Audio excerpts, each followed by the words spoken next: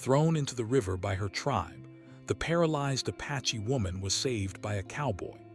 The sun had barely begun to rise over the wide, dusty plains when Ayala awoke to the quiet sounds of her village. Birds chirped softly in the morning light, and the faint rustle of leaves whispered in the gentle wind. At first, everything seemed normal, peaceful even, but Ayala knew deep down that something was wrong. In her heart, she felt the unease that often came before trouble. Life in her Apache village had always been full of challenges, but recently, whispers and glances had followed her wherever she went. Some of the elders looked at her with suspicion, others with barely hidden anger. She had always been strong, stubborn, and independent, but that strength had made her a target. Ayala moved carefully, each step reminding her of the injury she had suffered years before, the one that left her legs partially paralyzed. She had learned to adapt, moving with a cane and the help of her hands when she needed to, but she could never run as she once did. Even so, she refused to let her body define her. She worked alongside her family, tended to the animals, and helped with daily tasks. But the whispers grew louder each day, and the cold stares of some villagers made her feel like she was always walking on the edge of a blade. On this particular morning, Ayala felt the tension like a weight pressing down on her chest. She sensed that the elders were planning something. She had tried to ignore it, focusing on her chores and avoiding arguments, but avoidance had its limits. That day, as she stepped out of her small dwelling, she noticed the elders gathered by the riverbank. Their eyes were sharp, their lips tight. Something in the way they looked at her made her heart pound in fear. She slowed her steps, pretending to fetch water, hoping they would not notice her. But the elders were no longer content to simply whisper behind her back. One of them, a man named Tawa, called her over. His voice was cold, lacking the warmth that should have accompanied a leader's tone. Ayala approached slowly, gripping her cane tightly. She could feel the weight of the stares from the other villagers, some curious, some fearful. Her mind raced as she tried to anticipate what they wanted. Was it a punishment, a warning, or something far worse? Tawa's words came sharp and cutting. "Ayala," he said, "you do not belong among us in the way you think. Your ways are different and your actions bring shame." He gestured toward the river. "Perhaps you need to learn your place." Ayala's heart skipped a beat.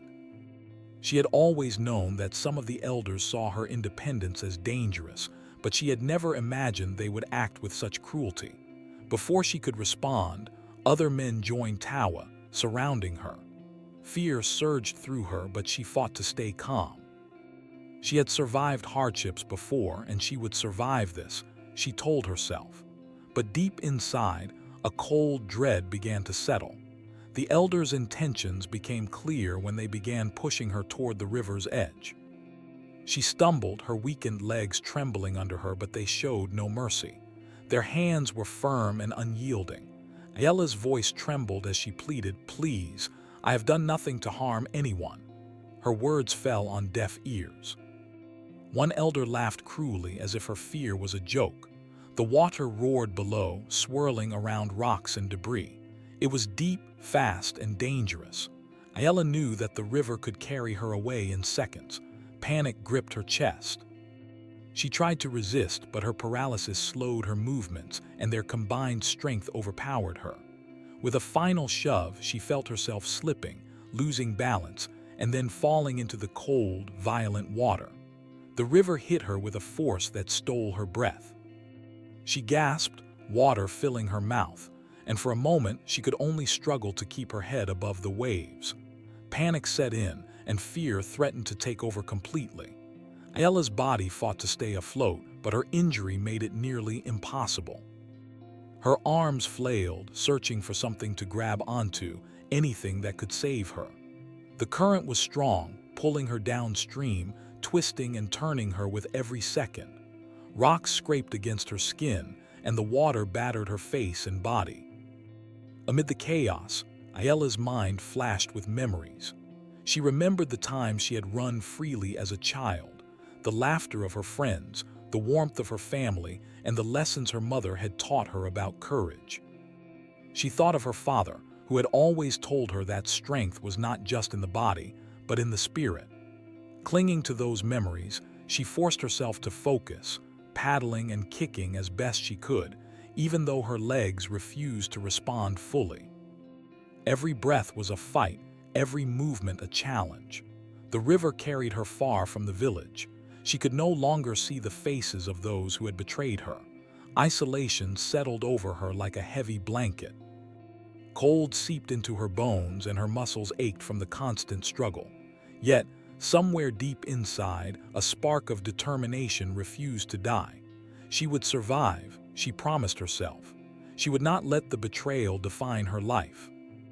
Hours seemed to stretch endlessly as Ayala battled the river.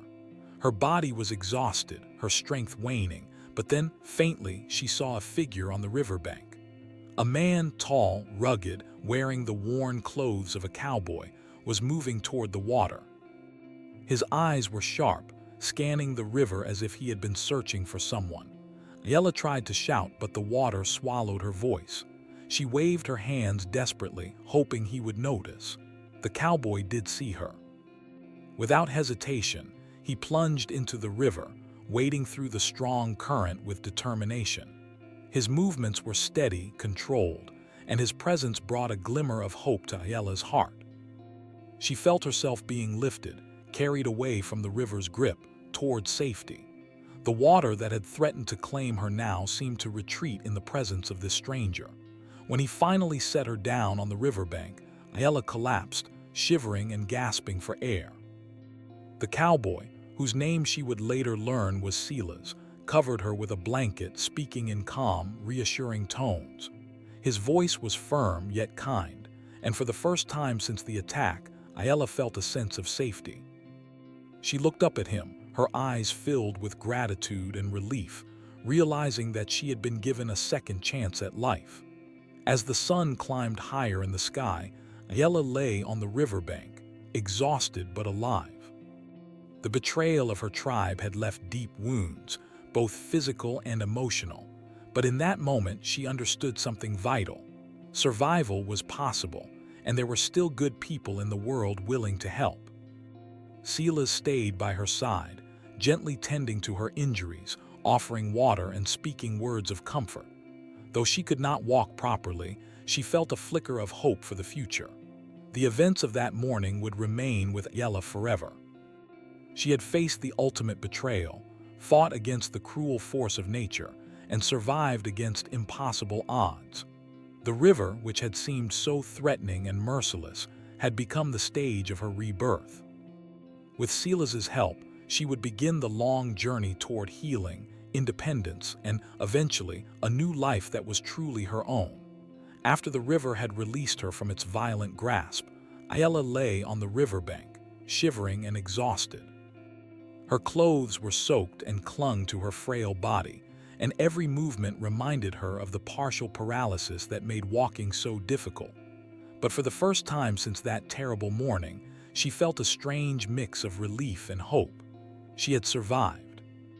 And beside her, a man she had never met before, Silas, the cowboy, watched her with careful concern. Silas was a man of quiet strength. His sun-browned skin and calloused hands told the story of long days working under the open sky, tending cattle, riding horses, and surviving the hardships of the plains. Yet his eyes, sharp and attentive, were gentle as he studied Ayala, assessing her injuries. He was no stranger to danger, and he had seen the power of the river many times before. But something about Ayala's fight for life, her determination even while weakened, struck him. He knew he could not leave her here. "You're safe now," Silas said softly, his voice low but steady. "Try to rest. I'll make sure you're all right." Ayala nodded weakly, tears mixing with the dirt on her face. Her lips trembled, but no words came out. She could only manage a small nod. She felt ashamed in some ways, ashamed of needing help, but also grateful. For the first time since her tribe's betrayal, she realized that someone genuinely cared. Silas carefully helped her sit up, wrapping a rough blanket around her shoulders. "You're not going anywhere by yourself," he said. "I'll take you somewhere safe.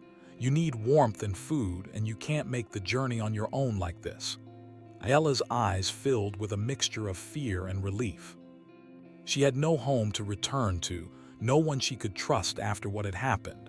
And yet, here was a man, a stranger, willing to help her without question. The journey back to Silas's cabin was slow and difficult. Ayala leaned heavily on his shoulder and used her cane as best she could. Every step was a struggle, but Silas never rushed her. He helped her over rocks, guided her past streams, and shielded her from thorny bushes. Along the way, they spoke very little at first. Words seemed unnecessary. Both were aware of the silence that carried understanding. Ayala's mind was still reeling from the morning's events, and Silas gave her space to process her thoughts without pressure. By the time they reached his cabin, a small, sturdy structure at the edge of the plains, Ayala's body ached from exhaustion. Silas helped her inside and offered her a place to rest near the fire. The warmth was comforting, and she felt some of the tension leave her body as she sank onto the wooden bench. For the first time in hours, she felt safe from the river, from the elders, and from the fear that had been her constant companion. "You'll need to eat something," Silas said, moving to prepare a small meal from what he had stored. "You've been through a lot and your body needs strength." Ayala shook her head weakly. Her stomach was too unsettled from the river, and she felt too exhausted to eat. Silas didn't push. He only nodded, understanding that healing came slowly. Instead, he offered water, helping her sip carefully. Each drop revived her slightly, and soon she felt able to rest without fear of immediate danger. Over the next few days, Silas cared for Ayala with patience and skill. He cleaned her wounds, changed her wet clothes, and brought her food when she was ready. He even improvised a small sling to support her legs and reduce the strain of her partial paralysis. Ayala began to trust him, recognizing that he did not pity her, nor did he see her weakness as a burden. Instead, he treated her as a person capable of strength and courage, even in her vulnerable state. During these quiet days, Silas learned more about Ayala. She spoke of her life in the Apache village, of her family, and of the betrayal that had left her adrift. Her voice was soft but strong, carrying the weight of pain, loss, and resilience. Silas listened without judgment, only offering understanding when she needed it.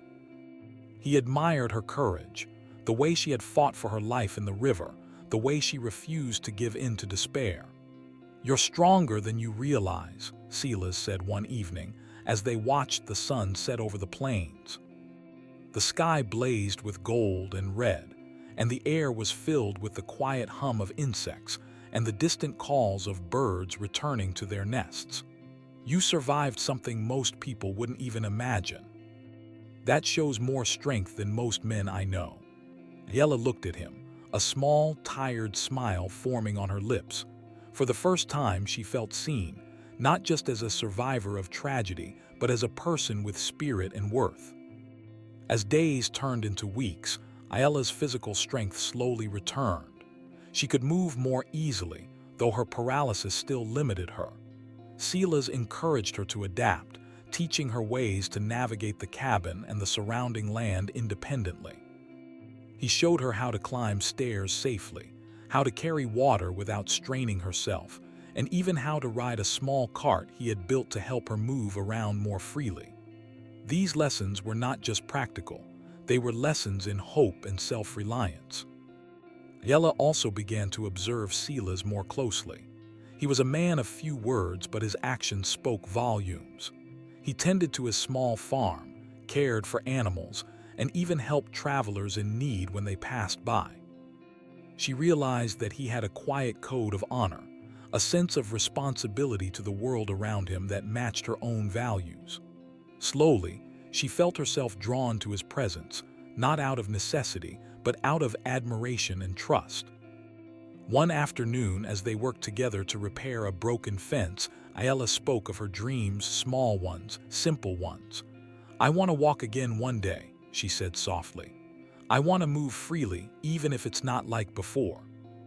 I want to live without fear. Silas nodded, understanding the depth of her desire. You'll get there, he said firmly. It will take time, patience, and courage, but you've already shown both. Through these moments, a bond grew between them. It was not romantic at first, nor did it need to be. It was a bond of trust, mutual respect, and shared resilience. Ayala had survived the river, the betrayal, and the fear that had followed her, and now she was learning that life could hold kindness and support. Silas became her anchor, guiding her towards safety, healing, and a sense of possibility she had not known before. As the weeks continued, Ayala began to dream of a future beyond the cabin. She imagined traveling, exploring the plains, and even helping others who were in danger or needed assistance. Her survival in the river had taught her that life was fragile, but it had also shown her that courage and help could change everything. And Silas's quiet presence reminded her that she was not alone, that even in the darkest moments, help could come from unexpected places.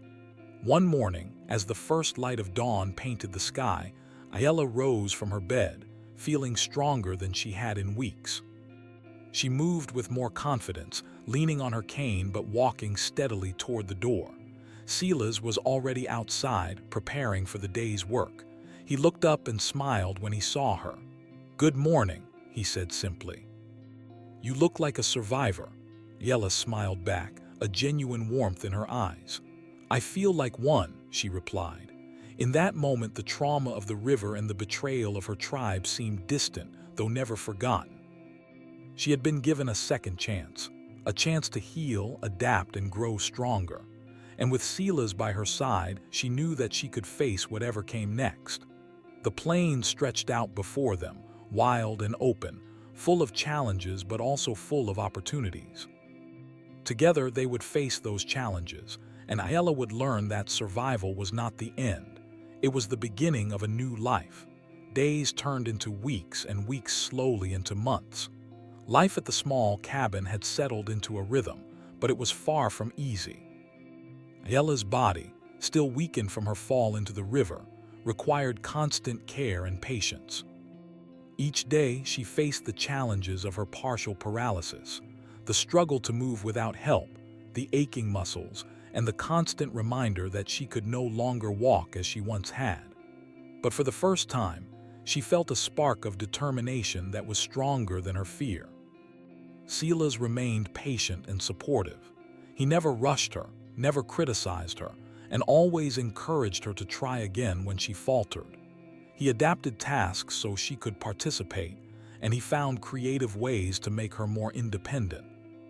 He built ramps to navigate small steps, modified tools so she could carry wood or water without straining herself, and even helped her practice walking short distances using her cane. Each success, no matter how small, brought a glimmer of pride and hope to Ayala's heart. Ayala discovered that healing was not just physical, it was also emotional. She had survived betrayal, violence, and fear, and the scars left behind were not only on her body but also in her mind. Some nights she would lie awake, haunted by the memory of being thrown into the river, the cruel laughter of the elders, and the thought of what might have happened if Silas had not been there. But during these moments, she also felt the quiet strength of survival. She realized that even in her vulnerability she had endured, she had fought, and she had lived. Silas noticed the changes in her demeanor. Slowly, Ayala's eyes began to shine with a new light, a combination of determination, curiosity, and cautious joy. He encouraged her to explore the land around the cabin, even with her limitations. At first, these excursions were short walks near the cabin, leaning heavily on her cane and his support. But soon, Ayala began to navigate longer distances, learning the patterns of the land, the paths of the river, and the ways to avoid dangerous terrain. She learned to listen to the wind and the calls of animals, recognizing subtle signs that told her where it was safe to step. During this time, Silas shared his own story with Ayala. He told her of life on the plains, of hard work, loss, and the loneliness of traveling alone. His voice was calm, even as he spoke of struggles, and Ayala listened with fascination. She realized that, like her, Silas had faced hardships and had survived. This understanding created a bond between them deeper than mere companionship. They both knew what it meant to struggle and fight to stay alive, and they both had learned the value of kindness and trust. Ayala also began to challenge herself in ways she had never imagined. Silas introduced her to small tasks around the cabin, mending fences, feeding animals, and even simple woodwork. At first, these tasks seemed impossible, but with encouragement, she discovered that her body could adapt. She learned to use her upper body strength more effectively, to balance herself with her cane, and to think creatively when something seemed beyond her reach. Every accomplishment built her confidence, and with each success, she felt more like herself again. One afternoon, as the sun cast long shadows across the plains, Ayala attempted something she had thought impossible. She had been practicing walking up a small incline near the cabin, leaning heavily on her cane and using every ounce of strength in her legs. Silas watched carefully, ready to assist if she faltered. With determination and focus, Ayala slowly made her way up the slope. Her legs trembled, sweat ran down her face, and her breaths came in short, sharp gasps. But she reached the top. For a moment she stood there, looking out over the endless plains, feeling the wind on her face and the sun on her shoulders. She had done it. She had conquered a small but powerful victory over her body, and it filled her with pride. As she grew stronger physically, Ayala also became more confident emotionally. She began to share her thoughts and feelings with Silas more openly, speaking of dreams she had long hidden. "I want to be able to walk again," she admitted one evening as they watched the stars emerge in the clear night sky. "Not perfectly, perhaps, but enough to move freely, enough to feel like myself again." Silas placed a reassuring hand on hers. "You will," he said quietly. "You've already come so far. Your body is strong, and your spirit is stronger." Ayala began to realize that her recovery was not only about regaining physical strength, but also about reclaiming her independence. She started helping Silas with daily chores, learning to cook, gather water, and manage small tasks around the cabin without relying entirely on him. This independence gave her a sense of freedom she had not felt since before the betrayal. She was no longer simply surviving, she was living, and that realization filled her with joy. At the same time, Ayala could not ignore the emotional wounds left by her tribe. She thought about the elders who had betrayed her, the river that had nearly claimed her life, and the uncertainty of her family's loyalty. These thoughts were painful, but they also fueled her determination to build a life where she could choose her own path. Silas, always patient, encouraged her to face these fears rather than ignore them. He reminded her that the past did not have to dictate her future, and that she had the power to define who she was and what kind of life she would lead. One day, as Ayala practiced moving along a path near the river, she noticed signs that her tribe might be nearby. She paused, feeling a mix of fear and curiosity. Memories of the river and the betrayal came rushing back, but instead of panic, she felt a strange calm. Silas joined her, placing a steadying hand on her shoulder. "Whatever comes," he said, "you are not alone. You've already survived more than most people could. You can face anything." These words strengthened her resolve. Ayala realized that healing was not just about regaining what she had lost, but about building something new, something stronger and wiser. She began to see her paralysis not as a limitation, but as a challenge to overcome with intelligence, patience, and courage. She experimented with different ways to move, using tools and her environment creatively. She learned to fish from the riverbank, to climb small slopes with a harness Silas had fashioned, and to care for animals without overexerting herself. Each new skill reinforced her confidence and reminded her of her resilience. Through all this, The bond between Ayala and Silas deepened. They laughed together, shared stories, and discovered the comfort of companionship. Silas never treated her as fragile or weak. He treated her as an equal, someone whose courage matched his own. Ayala, in turn, admired his quiet strength, his resourcefulness, and his unwavering support. Together, they became a team, facing the challenges of the plains and building a life filled with mutual respect and understanding. Ayala's recovery was also marked by moments of introspection.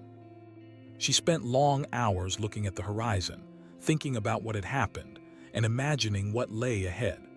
She realized that life was unpredictable and often cruel, but it was also filled with opportunities for growth, kindness, and resilience. She began to forgive herself for feeling afraid, for relying on Silas, and for any doubts that had haunted her. In embracing her strength and her vulnerability, she discovered a balance that gave her new hope. By the end of the season, Ayala could walk steadily with her cane, perform daily tasks independently, and navigate the land around the cabin with confidence. She still felt the lingering effects of her paralysis, but she had transformed from a frightened, dependent survivor into a capable, determined woman. Her body had adapted, her mind had grown stronger, and her spirit had been renewed. She had faced immense challenges and emerged not only alive but empowered. And as she stood one evening watching the sun sink below the plains, Ayala felt a sense of peace she had not known in a long time. She had survived betrayal, violence, and fear. She had faced her limitations and found strength in unexpected places. And with Silas by her side, she felt ready to face whatever challenges the future might bring. Ayala had discovered that healing was not a single moment but a journey that required patience, courage, and the support of those who cared. She understood that true strength came not from avoiding hardship, but from facing it head-on, learning from it, and allowing it to shape her into someone stronger. And in that quiet moment, as the wind whispered across the plains and the stars began to shine, Ayala knew that her journey was far from over, but she was ready for whatever lay ahead.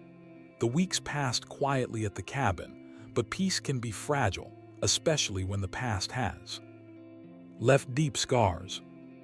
Ayala had grown stronger and more independent, but she could feel a tension in the air one morning, a subtle shift that made her instincts tingle. She had learned to trust her senses, and now they were warning her that something was approaching, something from her past. It wasn't long before her fears proved true. From a distance, near the edge of the trees that bordered the plains, she saw figures moving toward the cabin. They were her people, some of the elders and a few younger men she recognized from her tribe. Their faces were hard, serious, and unreadable. Ayala's heart pounded. The thought of facing them again after what they had done brought a flood of emotions: fear, anger, and even sorrow for the betrayal she had suffered. Silas noticed her sudden stillness and the tension in her eyes. He followed her gaze and understood immediately. "They're from your tribe," he said quietly, his hand resting on hers in a calm, steadying way. "Whatever happens, you're not alone. I'll be right here with you." Ayala took a deep breath, trying to steady herself. She knew that she could not run, and hiding was no longer a solution. She had grown stronger, learned to adapt, and now it was time to confront her past. When the tribal members reached the cabin, they hesitated, clearly unsure of what to do. Ayala stepped forward, leaning slightly on her cane but holding her head high. Her voice, though soft, carried authority. "Why have you come here?" she asked. The elders looked at her with mixed emotions. Some eyes showed guilt, others anger, and a few seemed almost curious. Tawa, the same elder who had ordered her thrown into the river, stepped forward. His face was stern, but there was a flicker of hesitation in his eyes. "Ayala," he said, "we did not expect you to survive, and we have heard of your recovery. You live in a way we do not understand, away from the tribe, relying on a man's help." His words were meant to challenge her, to unsettle her, but Ayala did not flinch. "I survived because I refused to give up. Yella said steadily. I survived because I learned to adapt and fight for my life. I do not need approval from those who betrayed me. I live for myself now, not for your expectations. Her voice was firm, carrying the weight of courage and the clarity of someone who had faced death and come out stronger. The younger men shifted uneasily. They had grown up seeing Ayala as different, independent, and strong, and now that strength intimidated them. Some had thought they might intimidate her into submission, but it was clear that Ayala was no longer afraid. She had faced the river, faced death, and faced betrayal. These men were nothing compared to what she had endured. Tawa's voice softened slightly, though his tone still held authority. You have changed, he admitted. We see it now. We did not expect you to survive, and yet you have. But the tribe cannot ignore the customs and traditions we follow. Your actions have caused tension among us. Yella shook her head. Traditions do not give anyone the right to harm me. I will not be punished for living, for surviving. I am not afraid anymore. Silas, standing nearby, kept a protective presence. He did not speak unless necessary, but his watchful eyes reminded the tribal members that Yella had allies and strength that they could not intimidate. His calm confidence gave Yella even more courage, and she felt emboldened to face the confrontation with clarity and resolve. The conversation grew tense, but Ayala noticed subtle shifts in the faces of some elders. There was guilt in their eyes, regret perhaps, for what they had done. They had thought she would not survive, and now they were confronted with the undeniable fact of her strength. Yella realized that confrontation was not just about defending herself. It was also about setting boundaries and reclaiming her dignity. I do not wish for conflict, Yella said, her voice calm but firm. I do not seek revenge. But I will not allow fear, anger, or betrayal to control my life. I am free to live as I choose, and I will not return to the tribe against my will. Her words carried a quiet power, a reminder that courage was not loud or violent but steady and unyielding. Tension slowly eased as the elders realized that Aya's resolve could not be shaken. Some bowed their heads slightly, perhaps in shame, while others looked away, unsure how to respond. The younger men, sensing the strength and calm authority in Ayala, began to step back, understanding that they could not intimidate her as they might have once done. One of the elders, an older woman who had once been kind to Ayala, stepped forward cautiously. Ayala, she said softly, we were wrong. We should have protected you, not harmed you. You have shown us courage and strength we cannot ignore. Ayala met her gaze, sensing sincerity. She nodded slightly. Thank you, she replied, but I live my own life now. My strength is not for your judgment, but for my own survival and growth. With the confrontation resolved without violence, Ayala felt a weight lift from her chest. She had faced her past, spoken her truth, and set her boundaries firmly. She realized that courage was not only about survival but also about standing tall, even in the presence of those who had betrayed her. Silas came closer, placing a steadying hand on her shoulder. You did well, he said. You faced them without fear. That is true courage. The elders left slowly, some nodding in quiet acknowledgement, others silent and contemplative. Yella watched them go, feeling a mixture of relief and empowerment. She knew that the past could not be erased, and that betrayal would always leave scars, but she also knew that she had control over her present and her future. She had survived, adapted, and now faced her past with strength and dignity. After the tribe departed, Yella sat by the riverbank, reflecting on the confrontation. The water flowed steadily, as it always had, and she realized that her life, like the river, had moved forward despite obstacles. The betrayal and fear could not hold her back any longer. She had reclaimed her power, her independence, and her voice. Silas joined her, sitting quietly, sharing the peaceful moment without words. In the days that followed, Ayala focused on building a life that honored her strength and resilience. She continued to practice walking, to care for the cabin, and to explore the plains with Silas. She discovered a sense of purpose in helping animals, tending the land, and preparing for a life that was truly her own. Her confidence grew, and she began to see that her past, while painful, had also given her lessons in courage, survival, and self-reliance. Ayala also began to think about the future beyond the cabin. She dreamed of traveling, helping others in danger, and using her strength to make a positive impact. She had survived the river, the betrayal, and the confrontation, and now she realized that her life could hold meaning beyond mere survival. She had discovered the power of resilience, the importance of self-determination, and the value of kindness and support from those who truly cared. The confrontation with her tribe had taught her something essential. Courage was not the absence of fear, but the decision to face it with integrity and strength. She had learned that standing up for oneself required both bravery and wisdom, and that freedom was worth more than approval or acceptance from others. Silas remained by her side, a constant presence of support and partnership, reminding her that she did not have to face the world alone. As the sun set over the plains, Ayala felt a deep sense of peace. She had faced her past, survived danger, healed her body and spirit, and found allies who respected and supported her. She understood that life would continue to bring challenges, but she had learned the tools to meet them with courage and determination. Her journey of survival had transformed into a journey of empowerment and hope. Ayala had discovered that strength was not just in the body, but in the spirit. She had learned that healing and independence were possible even after betrayal and danger. And most importantly, she had found the courage to face those who had wronged her, not with vengeance, but with dignity and confidence.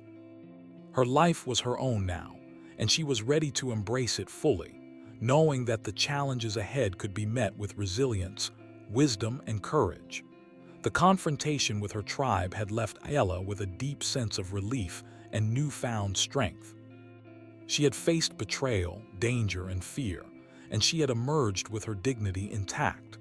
Yet, even after the elders had left, Ayala knew that the journey ahead was just beginning. She could no longer rely on the past or on anyone else to dictate her life. She was free now, truly free, and that freedom came with both opportunity and responsibility. Silas stood beside her, a steady presence she had come to trust more than anyone. His calm confidence gave her courage, and his quiet support reminded her that she did not have to face the world alone.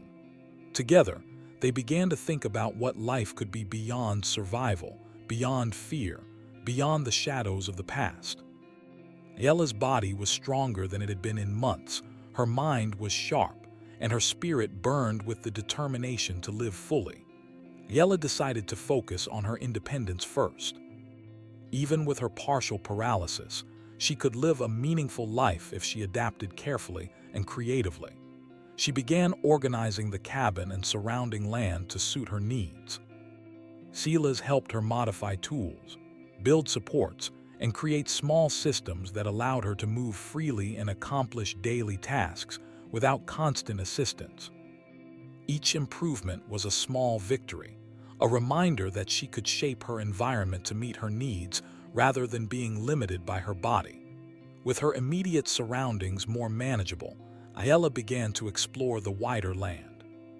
She had grown familiar with the plains, the river, and the paths through the woods, but now she ventured farther.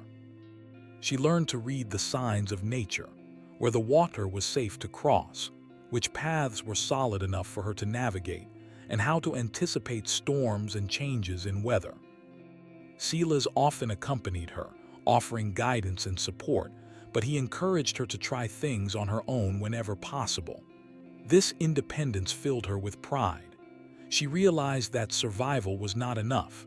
Life was about growth, learning, and embracing new possibilities. As Ayala grew stronger, she also began to think about her purpose.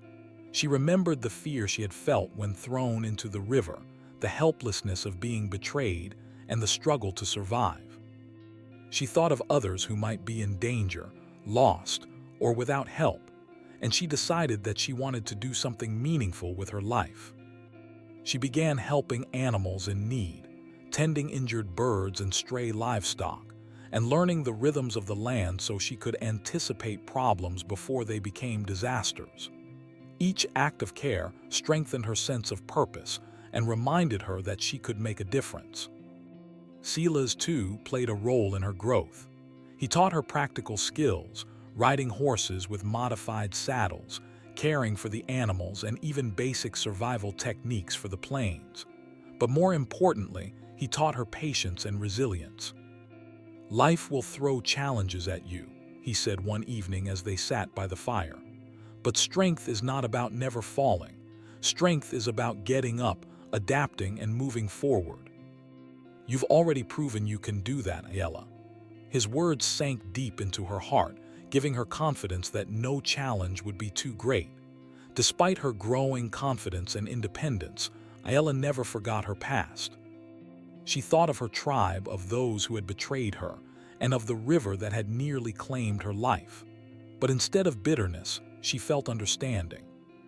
She realized that anger and fear had controlled her for too long, and that true freedom required letting go of those feelings. She did not forget, but she chose not to be trapped by them. This clarity allowed her to embrace life fully, to see opportunity in each new day, and to live without fear. Over time, Ayala also began to consider companionship and love. She had never thought she would feel safe enough to trust another person after the betrayal of her tribe, but Silas's unwavering support had changed that. Their bond was built not on necessity or weakness, but on mutual respect and shared experiences. She admired his strength, his kindness, and his steady presence, and she realized that she could trust him completely.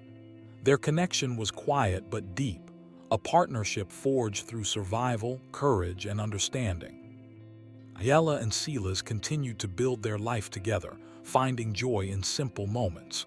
They worked on the cabin, tended the animals, and explored the land together.